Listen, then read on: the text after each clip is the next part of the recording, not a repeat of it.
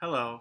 I want to pre-announce next year's IT activities to the IT staff so you can start thinking about how you can engage over the next year. While I may be the talking head in all this, I want to thank all of you who've been involved over the last year in helping us get to where we are. Let's first recap some of this last year's activities. Last fall, we launched many of the new formal communities of practice. Many of you have engaged over this. Many of you stepped into new leadership roles. It's been an exciting time for the university. During the winter, we really got to work in taking these initiatives to task. Over the last year, nearly 400 people from around the University of Minnesota IT community have supported our institutional goals by participating in these formal communities of practice. We've had some great progress. Most importantly, we've made serious progress on the community of we. Over the spring, many of you have been working with the Associate Chief Information Officers in gathering input.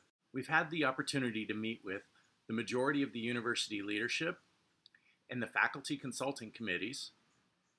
We've had over 55 listening sessions and completed our first broad survey of community input. I want to thank those of you in the formal community of practice for IT governance for going through the thousands of pages of input and distilling it down to a few potential priorities. Over this summer, I've been spending my summer meeting with each dean, vice president, and chancellor and walking them through the governance process.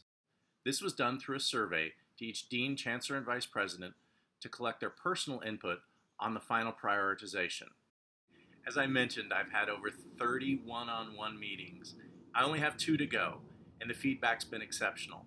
Many of the executives were simply ecstatic about the transparency and effort you've all put into establishing common priorities. This means we'll help focus our compact process in FY14, and there can be priorities that we act on now in response to our community.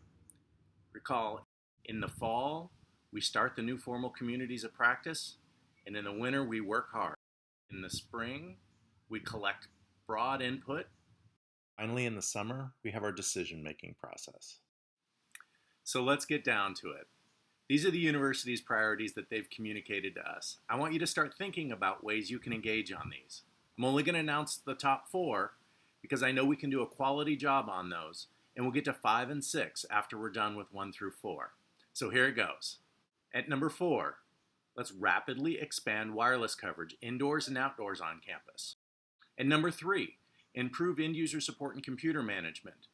We heard a lot about defaulting to allow end users administrative access on their computers so they can install software. At number 2, modernize academic technology spaces, classrooms, labs, and informal learning spaces to accommodate bring your own desktop and access to specialized software.